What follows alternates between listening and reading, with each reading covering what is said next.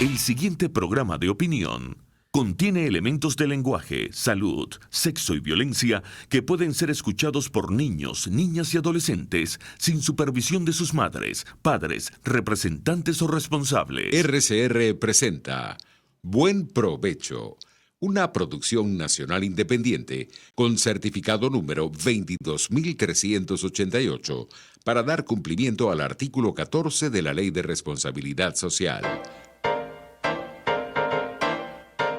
A partir de este momento, los invitamos a formar parte de esta mesa donde se componen y descomponen los problemas del país.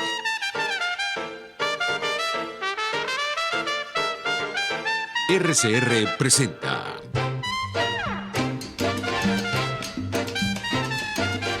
Buen Provecho con Thais Peñalver. Buenas tardes, maravillosa audiencia de Radio Caracas Radio. Sean todos ustedes bienvenidos a Buen Provecho. Quiero saludar a quienes nos ven a través de nuestras plataformas digitales, a través del canal de YouTube, a quienes están conectados sobre todo hoy porque es el día que le dedicamos a la voz de la diáspora. Y la voz de la diáspora no es otra cosa que cada uno de esos hermanos venezolanos que están fuera de Venezuela, que han dejado vidas aquí, sus familias, sus viejos, sus hermanos, sus amigos, la tierra que los vio nacer. Este es el día que le dedicamos a ellos junto al profesor Tomás Páez. Voy a compartir toda esta semana en mi último artículo con todos ustedes. ¿Por qué? Porque yo considero que estamos en un momento determinante, histórico. Quizás no lo veamos porque la coyuntura y el día a día acá en Venezuela, los que todavía estamos por acá, nos agobia un poco. La incertidumbre, la falta de información, la falta de alimentos, la falta de comida e insumos médicos y medicamentos, nos tiene completamente consternados. No es fácil vivir una situación así, así se vive en las posguerras. Pero nosotros no hemos tenido guerra. O sí tuvimos la guerra que el chavismo arrancó contra nosotros desde el día 1, desde que llegaron al poder. He considerado estos días y estos meses como determinantes. Creo que nuestra situación, a pesar de lo descrito, es privilegiada. Siempre hago el ejercicio y pregunto, ¿qué hacía usted el 15 de julio del 2018? ¿Contra quién podía cargarla en la oposición? ¿A quién podíamos criticar o despellejar porque no está haciendo las cosas bien? No había nada, no había nadie, no había quien criticar porque nuestras esperanzas habían sido ya completamente truncadas. No sabíamos cómo íbamos a salir de esto. De allí el éxodo tremendo del año 2018, de allí que tantas empresas cerraran, que tantos venezolanos definitivamente creyeran que no había ningún tipo de salida ya, que el secuestro era inminente e indefinido. Y cuando hago la comparación, pido que nos ubiquemos hoy. Usted hoy tiene a quién criticar al presidente encargado Juan Guaidó, tiene a quién responsabilizar de sus males, que es al presidente Guaidó y al gobierno interino, tiene con quién pagar su malestar, que es lógico, porque bueno, usted le ofrecieron un mantra, cese la usurpación, gobierno de transición y elecciones libres, y usted piensa que lo han engañado. Entonces, en este momento tiene un saco de piedras y puede responsabilizar a otros. Yo al momento lo entiendo, repito, muy delicado, lo entiendo como un momento único para nosotros. Creo que es nuestro mejor momento en 20 años, entendiendo cómo entiendo yo a qué tipo de enemigos nos estamos enfrentando, que no es un gobierno malo, cómo lo he descrito, con todos los riesgos que eso significa, qué compone esto que llegó al poder hace 20 años. He parado de escribir porque básicamente, como es delicado el momento, hay que observar, esperar, y bueno, si se han cometido errores, que se han cometido, hay que hacer las críticas correspondientes, pero con la propuesta de la mano. Destruir es muy fácil, el que destruye no construye. Y bueno, paso a comentar con ustedes el artículo que he titulado Churchill avanzado para opositores. Y me duele mucho tener que decirles opositores, porque es que todavía no han entendido que son gobierno. Entonces, entre nosotros mismos seguimos llamándonos oposición. O les dicen al presidente, es que Guaidó. Nosotros mismos todavía no nos lo creemos. Nosotros mismos todavía no entendemos que tenemos un gobierno por vía del derecho, que es la que es más importante, que es la que yo defiendo, aun cuando por la fuerza otros ostenten el poder. Comienzo de esta manera. Mucha gente me pregunta qué debimos hacer y qué debemos para revertir el cambio dramático de opinión de Trump y Europa sobre nosotros. A partir de hoy vuelvo a escribir para todos los venezolanos. Luego de unos meses de receso, porque creo que es la única forma en la que puedo ayudar a la oposición venezolana, y nada mejor que recurrir a la historia europea y anglosajona, porque allí está el espejo donde debemos vernos y entender lo que el mundo espera de nosotros. Mucha gente confunde el discurso de Churchill, sangre, sudor y lágrimas, con un discurso de pocas opciones y supuestamente realista que exigía grandes sacrificios al pueblo británico, cuando en realidad se trataba de un conjunto de 3 discursos extremadamente motivadores que casi nada tenía que ver con el ya sacrificado pueblo anglosajón.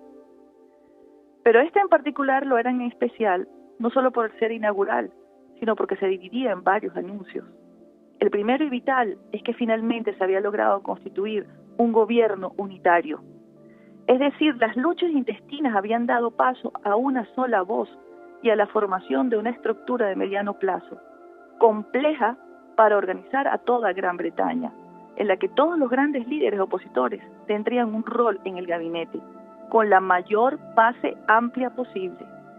De esta manera, los 5 partidos, desde los ultraconservadores hasta los liberales, integrarían por primera y única vez en la historia un gobierno. Por eso la famosa frase no era dirigida directamente al pueblo británico, sino explicándoles a los suyos, a los de su propio partido, la razón por la que muchos fueron sacados del poder. Y eso fue para darle la bienvenida a un gobierno de unidad nacional. Y el pueblo británico vio como alguien dijo con mucha fuerza lo que había que decirles a los diputados, líderes y a aquellos que habían aceptado ser ministros: no tengo nada que ofrecer sino sangre, sudor y lágrimas. Por eso el discurso fue recibido con aplausos por el pueblo, pero no así en buena parte de la Cámara. La segunda parte del discurso era el anhelo de cada hogar británico de terminar de una buena vez por todas la ambigüedad entre negociar con Hitler o enseñarle de qué estaban hechos los británicos. Era una sensación que había ido creciendo desde junio de 1939, cuando se dieron cuenta que Hitler no quería en realidad negociar algo, y el 80% de la población sostenía que había que hacer una coalición con franceses y rusos para detenerlo. De hecho, apenas unas semanas antes del discurso, había sido ordenada una encuesta que le preguntaba a los británicos su opinión, y el 58% dijo que no se negociara, mientras que ya era más del 90% los británicos que sostenían que había que prepararse militarmente. Por eso no existe un historiador que no sostenga que la opinión pública británica estaba lista para ese discurso, cuyo tercer anuncio era la orden de organizar y trabajar hasta el agotamiento para conquistar la victoria. Fue pese al título que le da pie a malas interpretaciones pesimistas, un discurso sumamente optimista y esperanzador. No hay pocos que piensan que Churchill en ese momento apretó al 187 y llegó el TIAR con Ben Affleck y la Fuerza Aérea estadounidense, como en la película de Pearl Harbor. La realidad histórica, muy dura por cierto, es que Estados Unidos negó la ayuda y solo permitió que los suyos escogieran privadamente a quien querían financiar, llegándole paradójicamente el dinero de Wall Street, el petróleo, la asistencia técnica e industrial, pero a Hitler. Por eso Churchill pasó a la historia, no solo por lograr la unidad, sino por organizar la defensa con el pueblo británico, y la batalla de Inglaterra contó con 7.000 pilotos, de los cuales solo 9, repito, 9 fueron de Estados Unidos.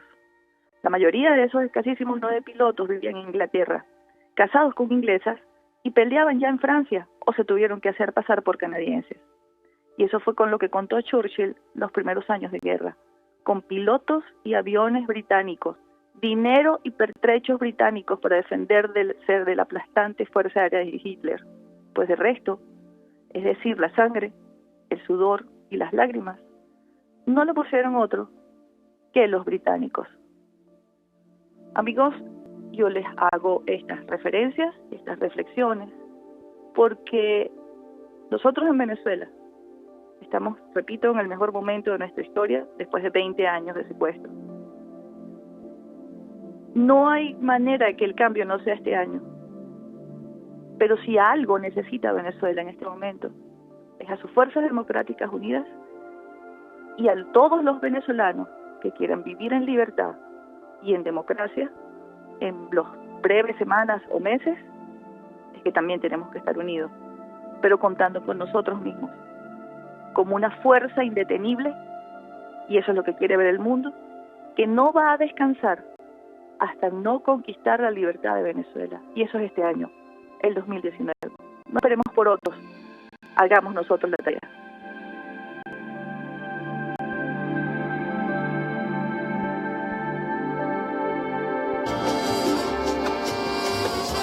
La voz de la diáspora, en Buen Provecho, con el profesor Tomás Páez.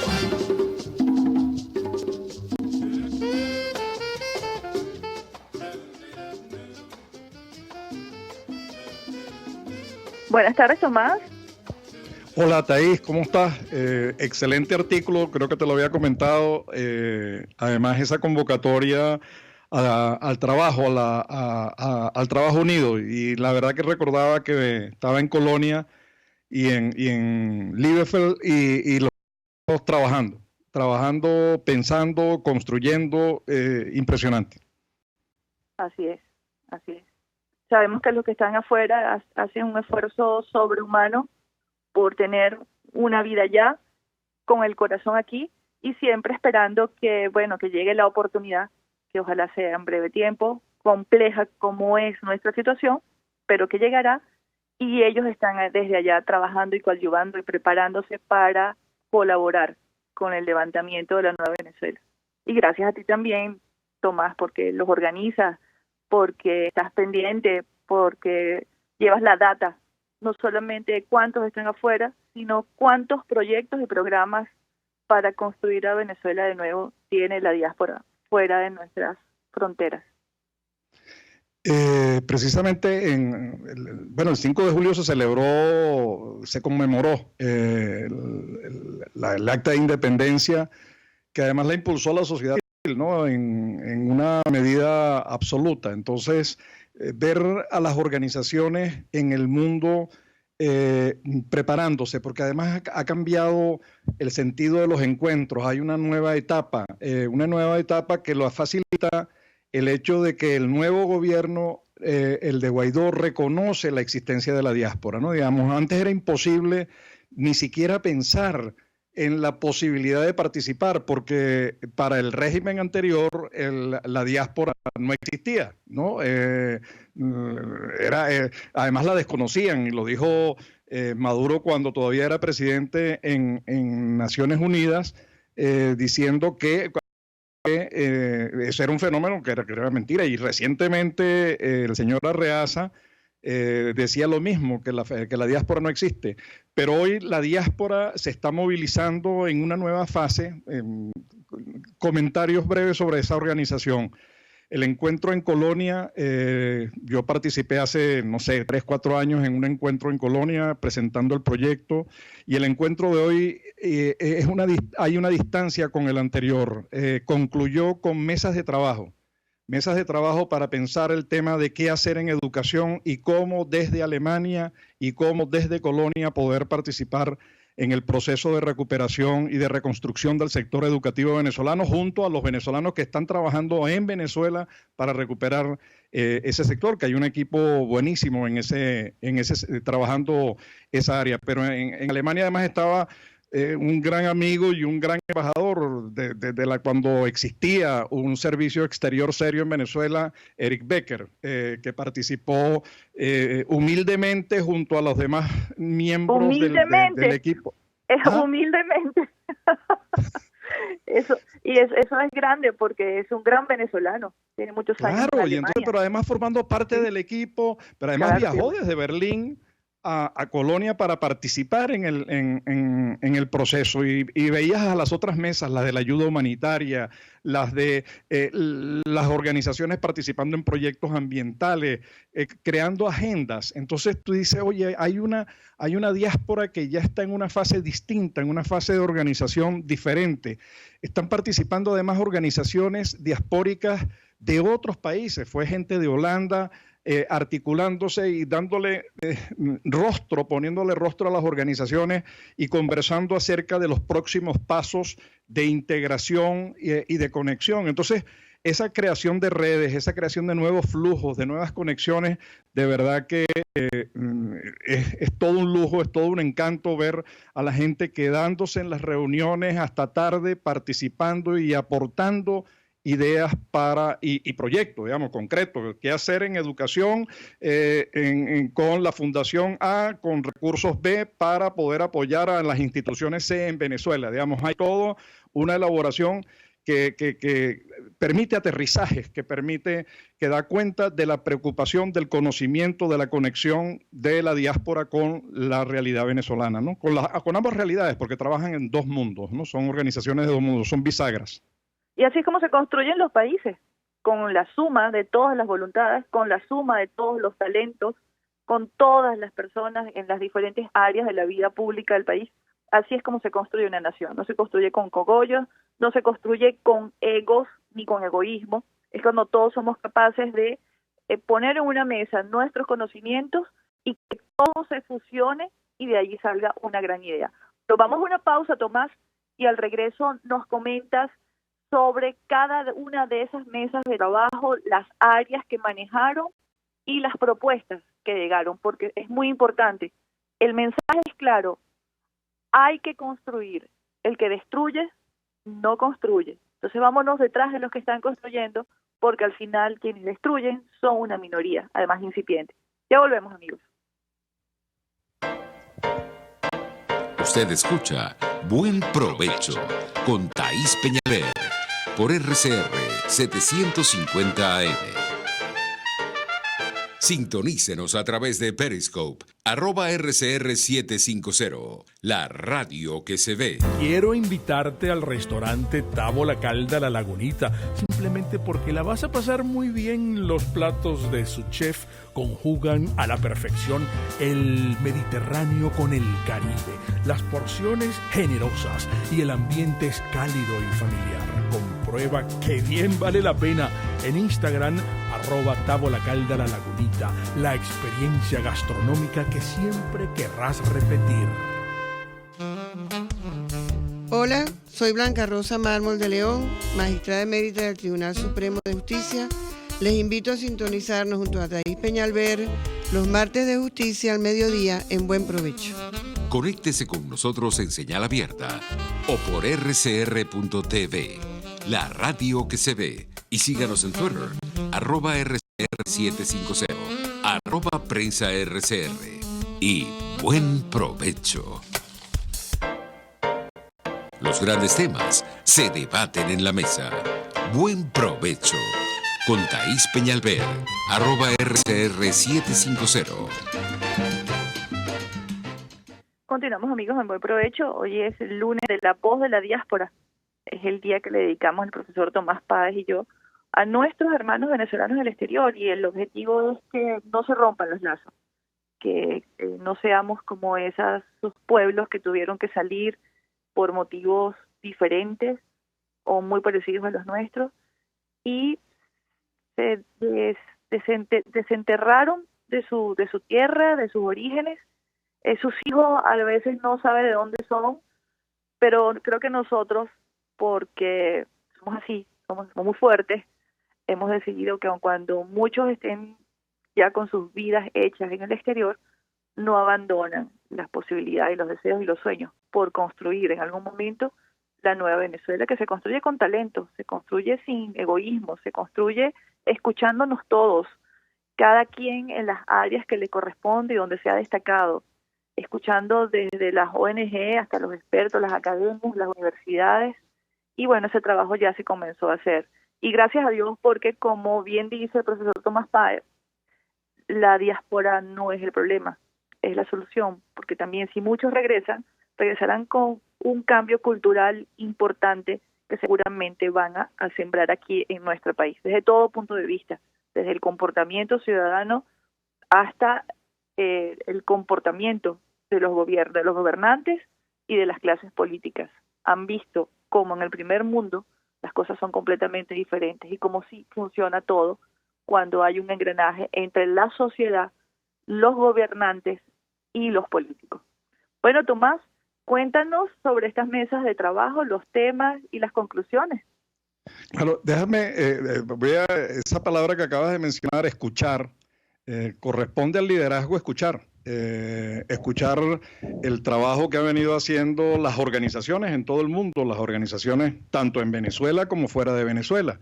Escuchar lo que han hecho, escuchar los planes que han construido, escuchar el trabajo realizado, que no es de pocas horas, es mucho tiempo el que han invertido y hoy es posible hacerlo. Entonces lo conecto con algo ocurrido en el evento en Colonia. Es que estaba el embajador Otto, el apellido es impronunciable para mí, algo así, pero... Y él estaba sentado como un espectador más, escuchando atentamente, preguntando, participando en las distintas mesas que se construyeron y que se establecieron allí en la reunión. Pero además estaban preparando ya la próxima reunión que se realizó este fin de semana en Múnich, también con la participación del nuevo embajador, escuchando lo que están haciendo, las conexiones, las propuestas, las instituciones, los contactos, las redes que ya existen con fundaciones, con instituciones. Además, Alemania ha tenido un papel importante en Venezuela, ha hecho unos trabajos exquisitos, bueno, desde el principio, desde Humboldt para acá, pero incluso desde antes de los Huélzares, pero el apoyo a instituciones como Fundei, a instituciones como el INSE, de parte de los alemanes, de la GTZ, de las fundaciones, la Konrad Adenauer, el ILDIS, etcétera, hay ahí un montón de posibilidades de apoyos para muchos de los temas, porque vamos a recibir un país hay países que han salido de la guerra en mejores condiciones. Pero hay otro dato que a mí me parece interesante, me llamó mucho la atención. Días antes habíamos estado en Liebefeld, en la universidad, haciendo una presentación del proyecto de la diáspora y del libro de el autoritarismo y la democracia en Latinoamérica.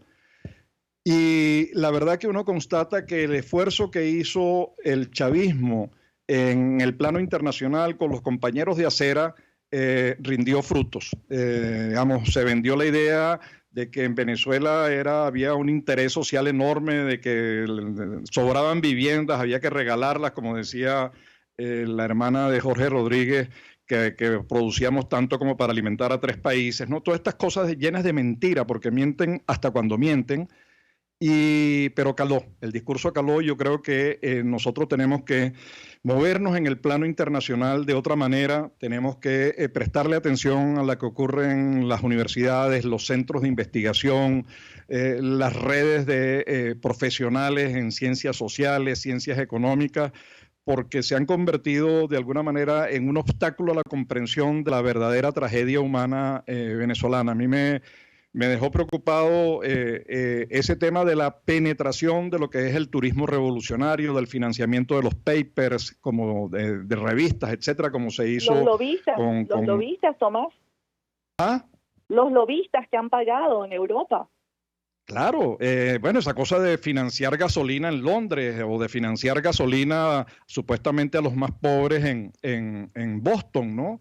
Entonces, todo ese trabajo habría que pensarlo bien, habría que darle vueltas porque de verdad ha calado y obstaculiza, frena las posibilidades de comprensión, en particular en el mundo académico y en el mundo de las ciencias sociales. Yo creo que allí vamos a tener que construir un gran instituto de ciencias sociales que le dé vuelta a toda esa conceptualización que le ha hecho tanto daño desde la teoría de la dependencia para acá a la comprensión de los problemas de Venezuela. Entonces yo creo que hay unos retos en el plano internacional a las organizaciones sociales, a las universidades, a los conjuntos de profesores, a los centros de investigación que hemos vivido en Venezuela, lo que hemos vivido, lo que hemos padecido, la destrucción de la institucionalidad educativa y de la educación superior para darle respuesta. Yo creo que nosotros debemos aprovechar esto como una oportunidad para renovar y contribuir a la renovación de las ciencias sociales y de la reflexión social en Latinoamérica y el mundo. Vuelvo a Colonia, porque que Colonia es un poco es el ejemplo de lo que está ocurriendo con todas las asociaciones diaspóricas. Hace poco estuve en Medellín virtualmente y es lo mismo, es una discusión de qué hacer, cómo hacer, qué hacer con la OEA, qué proponer desde las organizaciones diaspóricas como estrategia para el desarrollo y utilización y el aprovechamiento de la diáspora en su contribución al desarrollo de los países de acogida y de origen, ¿no?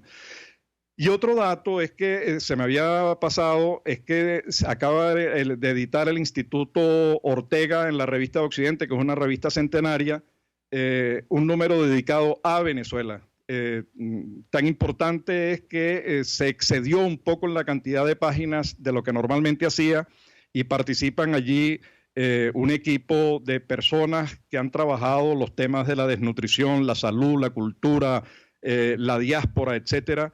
Y yo creo que hay que agradecer, por otro lado, a esos centros de investigación, a esas universidades, el aporte que están haciendo, documentando, difundiendo y divulgando la realidad venezolana, ¿no? Y los proyectos ya de reconstrucción, el título es en los procesos de reconstrucción, ya estamos pensando no en la crítica, sino en cómo como gobierno asumimos lo que hay que hacer en Venezuela, ¿no? Sí, bueno, yo creo que el estar afuera es lo que le permite tener la tranquilidad. Aquí a veces para pensar hay que desconectarse de las redes sociales, el teléfono, de todo, para que puedas ubicarte, porque el día a día abruma la sensación de necesidad permanente en el entorno, sobre todo, y hoy es un día que se le ha dedicado a la condena a la tortura, porque yo tengo una campaña para que la gente entienda que mientras está tranquila en un restaurante, en una reunión, una fiesta, en ese instante pueden estar torturando. Ahora tú y yo conversando en el programa pueden estar torturando presos políticos. Entonces esa es otra realidad. Bueno, los que trabajan en la reconciliación, en el perdón, los que trabajan en la justicia transicional, que no tenemos justicia aquí en Venezuela, el informe de la alta comisionada, que hay que agarrar esas conclusiones y desde allí debe partir las políticas públicas en materia de seguridad pública para Venezuela. Bueno, que hay que arrancar de cero, no tenemos un sistema de justicia. Yo me imagino que también tendrás en esas mesas de trabajo la situación tan terrible, porque habrá que resarcir a las víctimas también, a los familiares de las víctimas, de 20 años de torturas y persecuciones, porque la gente está sintiendo esto ahora, pero esto comenzó desde el día 1. Las persecuciones políticas y ideológicas las inició Hugo Chávez Frías y los primeros presos políticos fueron de él, y los primeros muertos o asesinados por violencia política fueron en el 2000. Entonces, son muchos años sistematizando la violencia y arrancando de cuajo en Venezuela la democracia.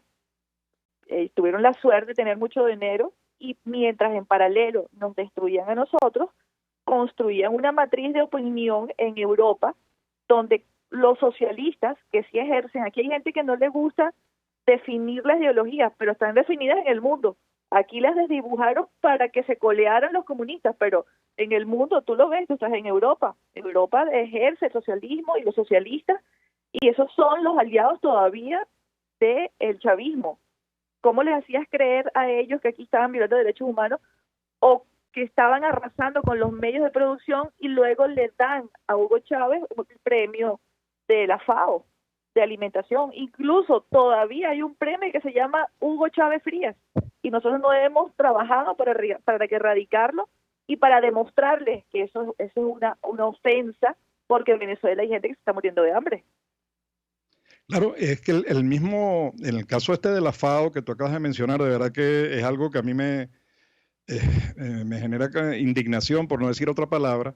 El señor Resende, que era el responsable en Venezuela, porque en el caso de la FAO, los embajadores de esa institución pueden ser escogidos por el país, ¿no? Es decir, en este caso Venezuela escogió a Resende, que ahora, por cierto, es embajador de la FAO en Cuba, ¿no? Qué casualidad. Y está diciendo lo mismo que en Venezuela. Sí que ya Cuba prometió eliminar el hambre. Entonces, ya me imagino que van a terminar peor que Venezuela en términos de hambruna, pues de padecer la escasez crónica que padece Cuba desde el año 1993, cuando declaró el periodo especial, que nunca ha acabado. Es decir, desde allí continúa, a pesar del financiamiento que le ha dado Venezuela, que es el único caso en la historia en el que el invadido paga al invasor. Entonces, el caso de Resende es una cosa impresionante, que lo haya dicho y que además se haya premiado a Venezuela un modelo cuando ya existía hambre en el país, cuando ya existía una profunda escasez que termina de reventar en este momento. Pero eso que está haciendo gente como este señor representante, también lo están haciendo algunas organizaciones en el campo de las ciencias sociales, que se pronunciaron en 2014 como Claxo, en contra de la oposición venezolana en ese momento y alabando a Maduro, e incluso violando sus propias normas, desconocieron a directores que se pronunciaron en contra y que tenían derecho a tener un comunicado como el que ellos hicieron respaldando a Maduro, y los desconocieron, a pesar de haber conseguido las firmas necesarias. Entonces es toda una actuación preocupante en este mundo que es necesario contrarrestar. Yo creo que ahí la diáspora ha avanzado un mundo que es el plano político con P mayúscula, ¿no? En el plano de denunciar, difundir, documentar, sentarse con los partidos, sentarse con los parlamentarios, explicar el caso venezolano, que no es fácil mostrar cómo se destruyó $1 trillón y se convirtió en pobreza. O recientemente aquí la visita del señor Farruko Sesto, que fue, creo que asesor de Isturiz cuando era alcalde allí en Caracas, o director de urbanismo en la ciudad de Caracas, hablando de que han construido millones de viviendas, pero además mienten con una cara de granito armado, porque si en algo hay escasez es en viviendas. Además, las que han construido son de mala calidad. Pero durante el periodo democrático, los 40 años de democracia, se construyeron 66.000 viviendas promedio, viviendas de interés social, digo, al año, promedio, teniendo 6 veces menos recursos que en estos 20 años de democracia, en estos 20 años de dictadura. Y en estos 20 años de dictadura se han construido menos de 30.000 viviendas por año. La caída del PIB, reconocido por el propio informe del Banco Central de Venezuela, en el sector construcción es del 80%. Digamos, es que mienten, además en contra de los propios números que sacan ellos, que produce el propio Banco Central de Venezuela, que son números opacos, que un poco la situación es mucho peor de lo que el número del banco enuncia. Entonces, es una mentira generalizada que ha comprado mucha gente en el mundo y que, repito, yo creo que es necesario construir allí un think tank, iniciativas, proyectos, apoyarse en organizaciones internacionales con recursos que tenemos que buscar por algún lado para contrarrestar eso que tanto daño nos ha hecho y que nos ha impedido llegar a sectores supuestamente intelectuales. Ya uno no sabe cómo llamarlo después de haber visto su actitud frente al tema venezolano, ¿no? No, sí, por eso yo valoro tanto el informe del Alta Comisionada de los Derechos Humanos, básicamente en lo que se refiere al reflejo del drama y los testimonios de las víctimas, que además lo hicieron con miedo, además se arriesgaron, y ese es un valor añadido que además que ella lo tomó en consideración, y los familiares de las víctimas de los años 2014, 2017 y lo que va de ponerle rostro a la cifra. Por primera vez, Tomás, en 20 años, porque así como me estás hablando que el lobby y el dinero ha llegado para construir nichos que defiendan al chavismo a lo largo de estos 20 años en las universidades y en los medios de comunicación de Europa, también en los espacios en Ginebra de las oficinas del Alto Comisionado de los Derechos Humanos, allí también estaban minados esos espacios y llegaban nuestra gente, nuestras víctimas, con una mano adelante y otra atrás, sin dinero, sin recursos, sin logística, con apoyo de amigos o algunas ONG a denunciar y nadie los escuchaba. De allí la importancia de que este informe finalmente, a lo mejor están señalados algunos, no están todos, pero en la justicia de uno está reflejada la justicia de todas las víctimas del chavismo desde el día que llegaron al poder. Por eso te invito a que hablemos sobre este informe en nuestro próximo espacio, porque tenemos que ir a una pausa. Okay.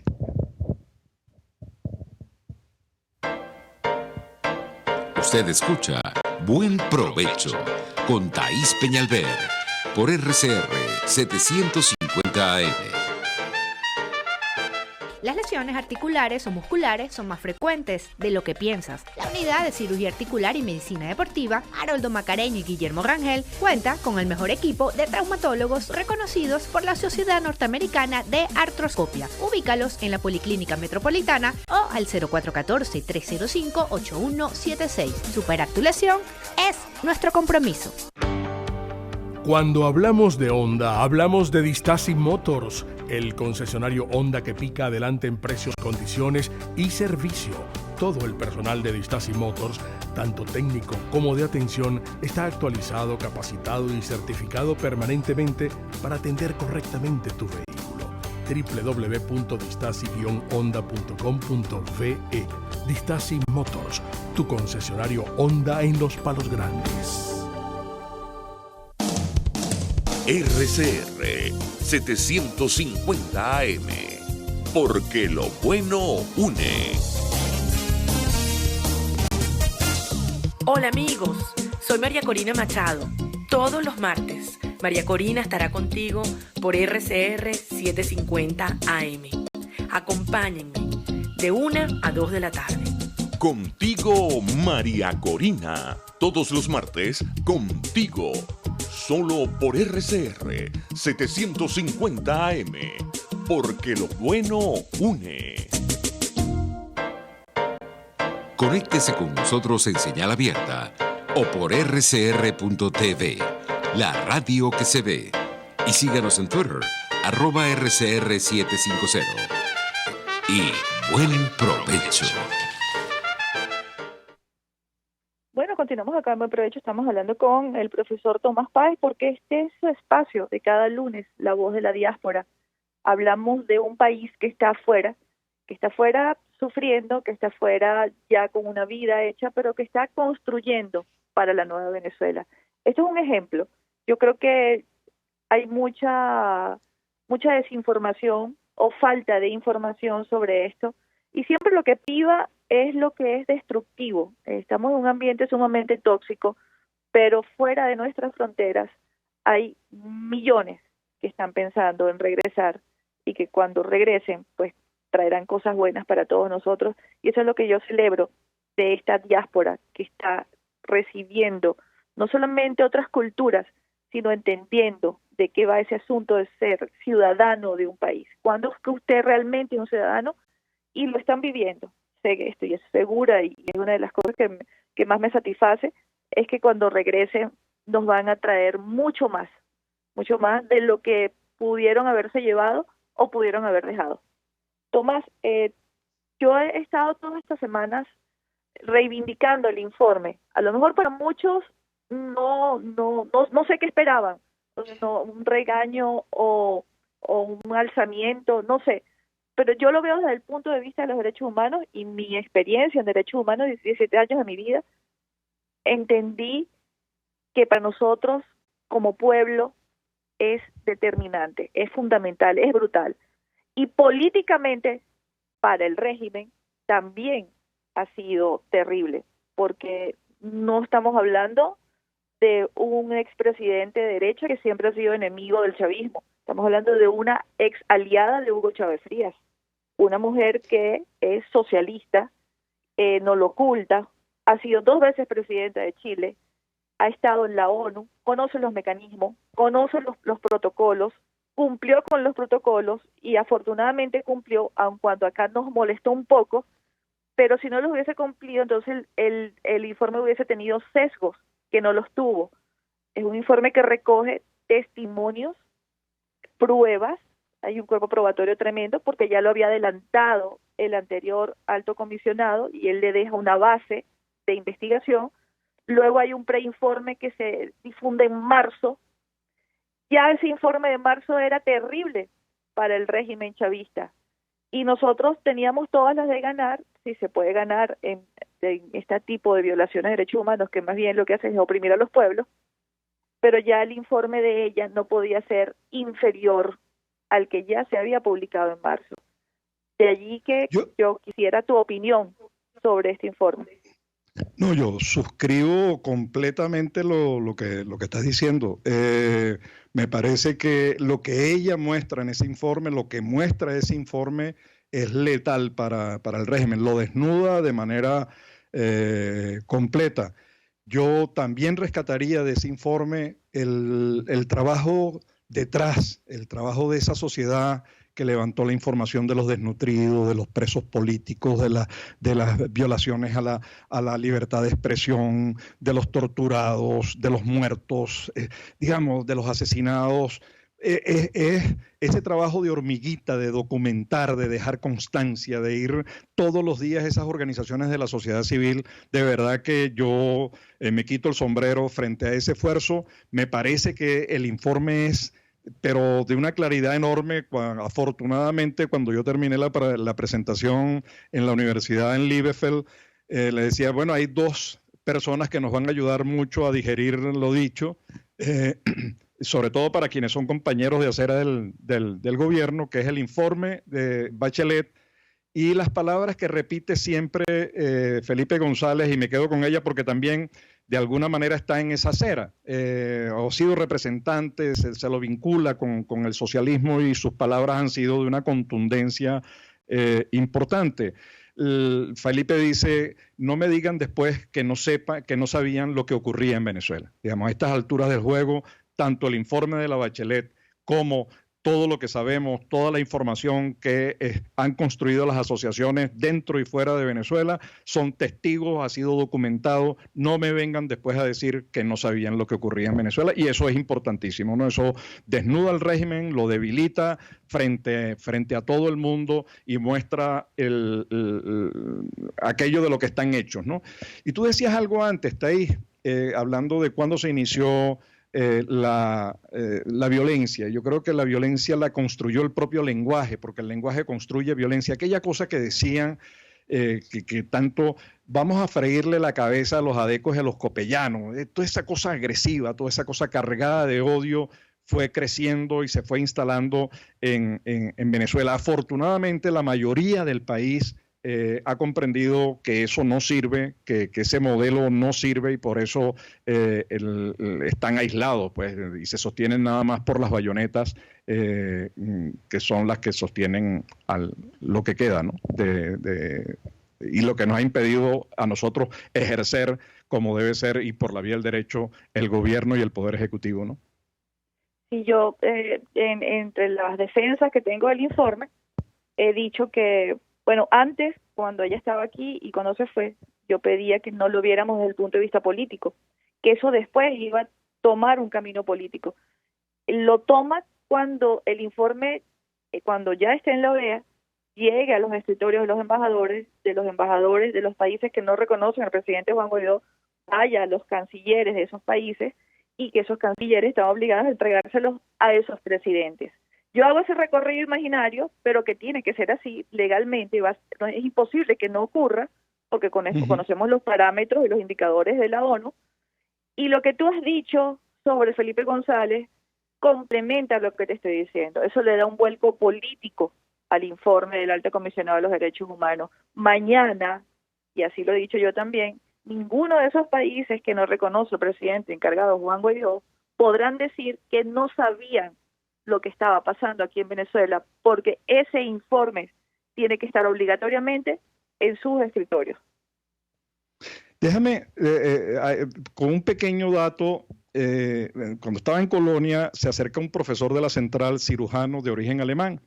Yo no sé si tú lo vas a poder ver, es él en la convocatoria que se hizo a la comunidad venezolana para la reunión, él la transformó y él hizo un afiche, ¿no? Un pequeño afiche que colgó en lugares en la universidad por iniciativa propia. Además me llevó el original y se lo pedí, le dije, yo quiero quedarme con ese original porque es un gesto precioso, una iniciativa linda. Dice, pero me di cuenta que en algunas universidades me arrancaban y es una convocatoria al encuentro, es una convocatoria a hablar de la diáspora, a la diáspora como activo, a pensar en la reconstrucción de Venezuela, y sin embargo hubo gente en algunas universidades que se atrevió a quitar esta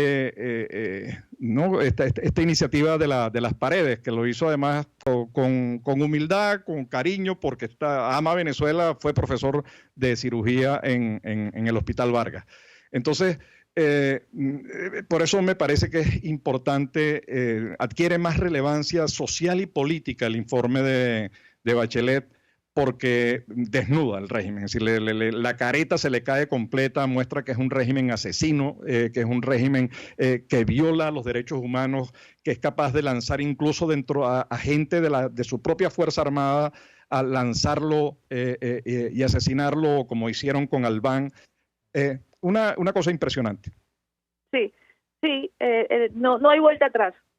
Ellos no pueden estar peor de lo que están en este momento. Podrán estar reunificados, porque nos ven a nosotros como un enemigo común y al mundo que los observa y que los condena permanentemente, y el mundo inicia una cruzada contra ellos para que nos dejen en paz, y nada ni nadie lo va a parar. Si su momento es el peor, si el nuestro es el mejor, el de ellos es el peor, y van en caída libre. No hay manera que ellos puedan salvarse o salir airosos de esto. Los tiempos de la justicia son los más lentos, Tomás, pero son los más seguros para la estabilidad y la paz de los pueblos. Vamos a una pausa y al regreso al final de nuestro programa para que te despidas.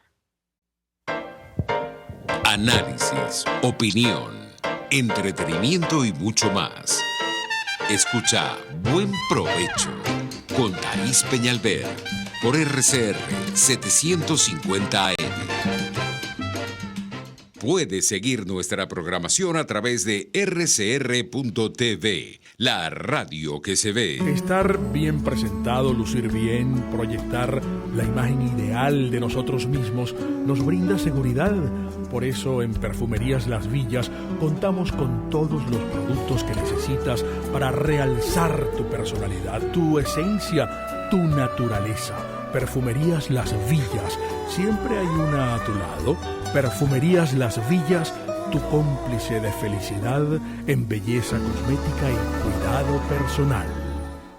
En el restaurante El Carretón puedes saborear y disfrutar las exquisitas parrillas El Carretón de lomito, punta trasera y la especial. Acompáñalas con frescas ensaladas, yuca, hallaquitas o cachapa de hoja. Date el gusto, ya que también ofrecen los mejores cortes en carne de primera calidad. Refréscate en El Carretón, en la avenida Teresa de la Parra, urbanización Santa Mónica. Restaurante El Carretón, sazón y tradición. Pluralidad contigo. Respeto contigo. Responsabilidad contigo. Libertad contigo. Estamos contigo y punto.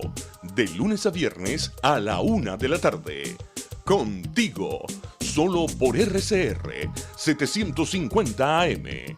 Porque lo bueno une. Los grandes temas se debaten en la mesa. Buen provecho. Con Thaís Peñalver, @RCR750. Bueno, continuamos amigos aquí en Buen Provecho. Ya estamos en nuestra recta final del programa de hoy. La voz de la diáspora con el profesor Tomás Páez. Y como es él quien está afuera y quien nos tiene muchas cosas que comentar, le voy a dar estos minutos para nuestras conclusiones y la despedida del programa, Tomás. Gracias, Thaís. A ver, la diáspora entró desde hace ya un rato en una nueva fase. Yo creo que fue impulsada además por el nuevo gobierno, por el nuevo presidente interino Juan Guaidó, que ha abierto una enorme posibilidad, que ha destapado la posibilidad de que la diáspora se incorpore, participe y pueda ser escuchada, además sus proyectos, conocidas sus ideas, sus planteamientos, el trabajo que han venido realizando de manera sostenida a lo largo de muchos años. Son años de dedicación, años de conexión, años de redes, años de construcción y de conectividad, y de crear conectividades y flujos de información entre asociaciones diaspóricas. Se han realizado eventos y encuentros de estas asociaciones. Estamos hablando de más de 1000 asociaciones que hemos identificado en el Observatorio de la Diáspora Venezolana, distribuidas en estas 300 ciudades alrededor del mundo, en todas las áreas, en las áreas de ayuda humanitaria, en el envío de alimentos, medicinas, pilas para las baterías, para tener luz, poder tener luz en la casa, organizaciones para atender los problemas de los venezolanos, y esa es una de las mesas de trabajo, cómo insertar a los venezolanos que llegan con el tema de los papeles, los pasaportes, las fuentes de trabajo, información, el tema de la lengua, aligerarle el camino y acortarles el camino de aquellos que lo vivieron en los primeros tiempos cuando estaban básicamente solos. Pero además en todo lo que es el envío de remesas y recursos, o en los programas que se están desarrollando ahorita con varias organizaciones diaspóricas en Colombia, proyectando un programa de emprendimiento para toda Colombia en primer lugar y toda la región, aprovechando esas capacidades y esa disposición a invertir, a trabajar, a crear, a trabajar por cuenta propia, a crear nuevos servicios en áreas de demanda social, salud, psicología, a lograr acuerdos entre universidades, que es lo que se está desarrollando en Latinoamérica. Entonces, todas estas iniciativas, una más reciente de la homologación, el intento de homologar títulos y reconocimiento en toda Latinoamérica, algo que ya ha avanzado Europa. Todo eso lo está haciendo la diáspora, hay que escucharla, hay que estar atenta a lo que está haciendo, hay que acompañarla. Entonces el liderazgo, lo que se debe preguntar es cómo acompañar, cómo fortalecer, cómo darle instrumentos para que puedan seguir trabajando y puedan atender los nuevos desafíos que se plantean. Y eso es lo que se ha hecho y eso es lo que se está haciendo. Se acaba de hacer en Medellín, en el marco de la reunión de la OEA, donde participaron organizaciones de Colombia y Latinoamérica e incluso de las Américas, o de lo que acaba de ocurrir en Colonia, o de lo que acaba de ocurrir en España, o de lo que acaba de ocurrir en Francia, donde las organizaciones están haciendo actividades, cada una, todos los días, cada semana, cada mes. Hay miles de actividades asociadas a cada una de estas organizaciones, planteando y creciendo y conectándose y pensando en la reconstrucción de Venezuela, es decir, para apoyar el proceso de recuperación del país que nos necesita. Necesita sumar esas capacidades y ese activo que está afuera al activo que está dentro del país para juntos poder reconstruir a Venezuela y tener una Venezuela como todos nos la merecemos y como nos acostumbramos a tenerla cuando vivíamos en democracia. Tenemos un país grande, un país que crecía con problemas, pero crecía. Reconocer la importancia de la libertad para poder seguir creciendo y recuperar no solamente el tiempo perdido, sino que es que tenemos que avanzar con mucha celeridad. El atraso ha sido enorme, el que nos ha propinado el socialismo del siglo XXI durante 20 años ha sido un atraso de 200, 300 años. Muchísimas gracias por todas estas buenas noticias, Tomás, las necesitamos desde aquí. Aquí no tenemos a veces cabeza para pensar y construir, el día a día nos agobia, nos consume. Hay mucha desesperanza, frustración e incertidumbre. Qué bueno que nos has dado buenas noticias y gracias también a nuestros hermanos venezolanos que están trabajando por nosotros y los que nos ayudan a diario. Gracias, amigos, por escucharnos el programa de hoy. Seguimos con ustedes toda la semana, mañana, el miércoles, jueves y el viernes en Radio Caracas Radio, en su programa Buen Provecho. Que tengan todos una feliz tarde y muy buenas tardes y muy buen provecho. RCR presentó Buen Provecho con Thaís Peñalver. Síganos en Twitter en @RCR750. RCR 750 AM, porque lo bueno une.